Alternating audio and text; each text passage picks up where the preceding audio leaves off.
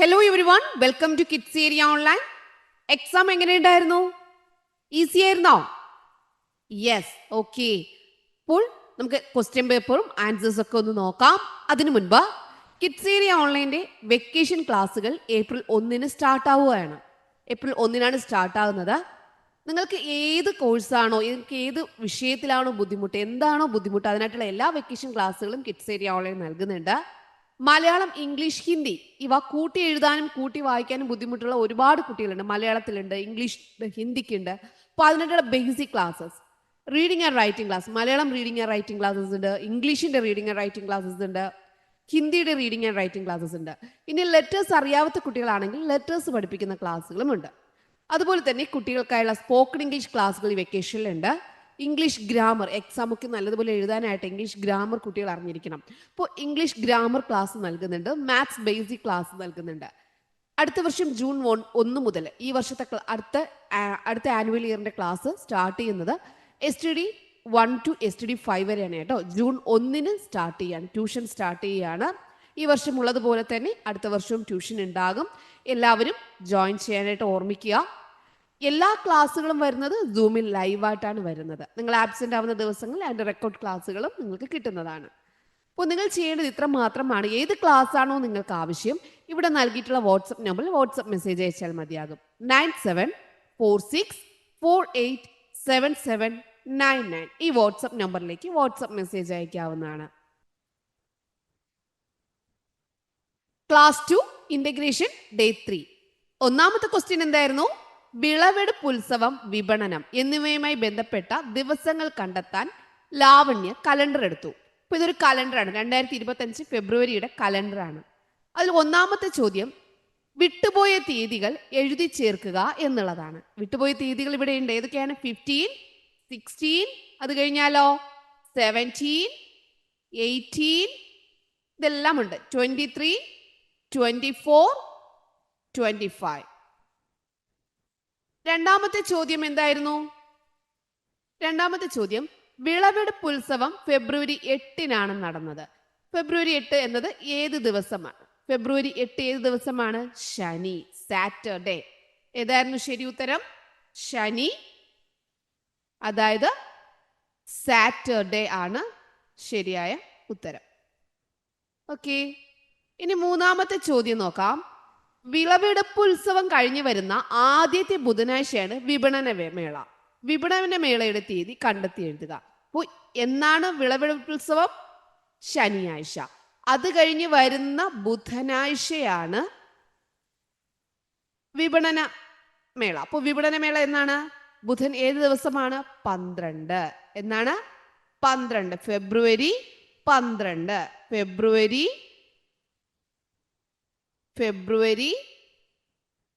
12 ആണ്. ഫെബ്രുവരി 12 ആണ്. അടുത്ത ചോദ്യം, ഞായറാഴ്ചകളിൽ വിപണി അവധിയാണ്. 2025 ഫെബ്രുവരി മാസത്തിൽ എത്ര ഞായറാഴ്ചകളുണ്ട്? ഏതെല്ലാം തീയതികൾ? ആദ്യത്തെ ക്വസ്റ്റ്യൻ, എത്ര ഞായറാഴ്ചകളുണ്ട്? ഇതാണ് ഞായർ, Sundays. How many Sundays? Sundays എത്ര ദിവസമുണ്ട്? 1, 2, 3, 4. ഏതൊക്കെ ദിവസങ്ങളാണ്? 2, 9, 16, 23. അപ്പോൾ ഇവിടെ ആദ്യം എഴുതാനുള്ളത് എത്ര സൺഡേസ് ഉണ്ട്? 4. ഏതൊക്കെയാണ്? 2, 9, 16, 23. ഇതായിരുന്നു ആദ്യത്തെ ചോദ്യം. അടുത്ത പ്രവർത്തനം നോക്കാം. രണ്ടാമത്തെ പ്രവർത്തനം, വാഹന വിശേഷം. വിപണന മേളയിൽ ലാവണ്യയും കൂട്ടുകാരും ചേർന്ന് പാടിയ കുട്ടിപ്പാട്ട് ചുവടെ തന്നിരിക്കുന്നു. നിങ്ങളും പാടി നോക്കൂ, വരികൾ കൂട്ടിച്ചേർത്ത് എഴുതൂ. ആഹാ വണ്ടികൾ എത്ര തരം, ചെറുതും വലുതും പലതരമായി, കിളിയെപ്പോലെ പറന്നിടും ചിറകുകളുള്ളൊരു വണ്ടി ഞാൻ. അതുപോലെ തീവണ്ടിയെ കുറിച്ച് എഴുതുക. ആഹാ വണ്ടികൾ എത്ര തരം, ചെറുതും വലുതും പലതരമായി. അടുത്ത വരി നിങ്ങൾ എങ്ങനെയായിരിക്കും എഴുതിയിട്ടുണ്ടാവുക? നിങ്ങൾ ഓരോരുത്തരും ഓരോ രീതിയിലായിരിക്കില്ലേ. പാമ്പിനെ പോലെ എന്ന് എഴുതിയിട്ടുണ്ടാവും, ഓരോ രീതിയിലായിരിക്കും എഴുതിയിട്ടുണ്ടാവുക. കൂകൂ പാടും, കൂകൂ പാടുന്നൊരു വണ്ടി ഞാൻ. അത് നിങ്ങളുടെ ഇഷ്ടത്തിനനുസരിച്ച് നിങ്ങൾ എഴുതിയിട്ടുണ്ടാവും. ബസ്സിനെ കുറിച്ച് അതുപോലെ എഴുതാനുണ്ട്. ഇവിടെ നോക്കി, വഞ്ചി, ഓട്ടോറിക്ഷ, ഇവിടെ മണ്ണ് മാന്തി യന്ത്രം, സൈക്കിൾ, ഇതിൻ്റെയൊക്കെ പിക്ചർ ഉണ്ട്. അപ്പോൾ വരികൾ കൂട്ടിച്ചേർത്ത് എഴുതുക എന്നുള്ളതായിരുന്നു 13ാമത്തെ പ്രവർത്തനം. ഇനി അടുത്ത പ്രവർത്തനം എന്തായിരുന്നു നോക്കാം. എണ്ണാം എഴുതാം. ഇത് ഇന്നലെയും ടീച്ചർ പഠിപ്പിച്ചിട്ടുണ്ടായിരുന്നു. വിപണന മേളയുടെ ചുമതല ലാവണ്യയുടെ ടീമിനായിരുന്നു. മേളയിൽ വിവിധ വസ്തുക്കൾ വിറ്റുകിട്ടിയ നോട്ടുകളും നാണയങ്ങളും ചുവടെ കൊടുത്തിരിക്കുന്നു. ഓരോരുത്തരുടെയും കയ്യിലുള്ള തുക എത്രയാണെന്ന് കണ്ടെത്തുക. അപ്പോൾ എത്ര നൂറുകൾ ഉണ്ടെന്ന് നോക്കാം. ഇവിടെ എത്ര നൂറുകളുണ്ട്? 3. എത്ര പത്തുകളുണ്ട്? 0. എത്ര ഒന്നുകളുണ്ട്? 4. അപ്പോൾ ആകെ എത്രയാ? 304. അടുത്ത സജു. സജുവിന് എത്ര നൂറുകളുണ്ട്? 0. എത്ര പത്തുകളുണ്ട്? 3. എത്ര ഒന്നുകളുണ്ട്? 6. അപ്പോൾ ആകെ എത്രയാ? 36. ഓക്കെ, ഇതുപോലെ എല്ലാം ചെയ്യേണ്ടതാണ്. റസിയയും ശിവദാസും.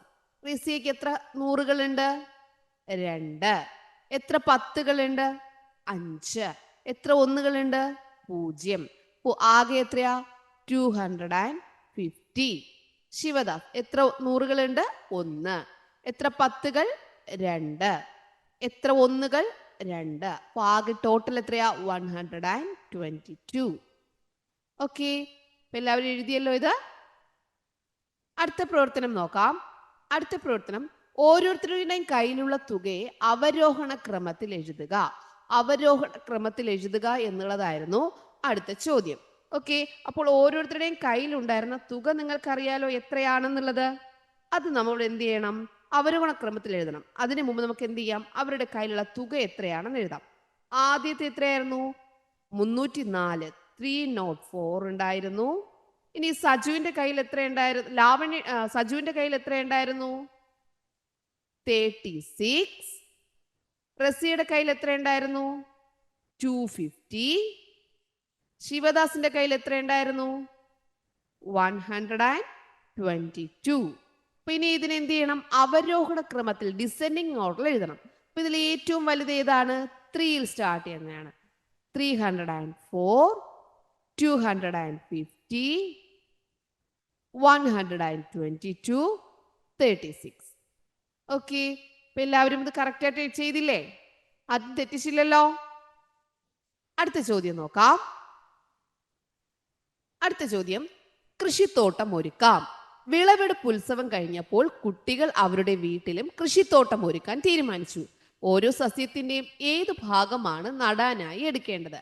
മരിച്ചീനിയുണ്ട്, പടവലം, കോവൽ, ചേന, പയർ, കറിവേപ്പ്. അപ്പോൾ മരിച്ചീനിയുടെ ഏത് ഭാഗമാണ് എടുക്കുക? മരിച്ചീനി കമ്പാണ് നടുക അല്ലേ? കമ്പാണ് നടുക. പടവലത്തിന് എന്താണ് നടുക? വിത്താണ് നടുക. കോവലിൻ്റെതോ? അതും കമ്പാണ് നടുക. പയറിൻ്റെതോ? പയറിൻ്റെത് വിത്താണ്. എഴുതിയില്ലേ? എഴുതി. ഓക്കെ ചിൽഡ്രൻ, ഇനി സസ്യങ്ങൾ നട്ടു വളർത്തേണ്ടതിന്റെ ആവശ്യകത സൂചിപ്പിക്കുന്ന ഒരു പോസ്റ്റർ തയ്യാറാക്കുക എന്നതാണ് ലാസ്റ്റ് ഭാഗം. സസ്യങ്ങൾ നട്ടു വളർത്തേണ്ടതിന്റെ ആവശ്യകത അത് വെച്ചൊരു പോസ്റ്റർ തയ്യാറാക്കുക എന്നുള്ളതായിരുന്നു ലാസ്റ്റ് ഉണ്ടായിരുന്നത്. അപ്പൊ ഇതായിരുന്നു ഇന്ന് 2ാം ക്ലാസ്സിലെ ക്വസ്റ്റ്യൻ പേപ്പർ. എക്സാം ഈസി ആയിരുന്നല്ലോ എല്ലാവർക്കും? Okay children, bye bye, thank you.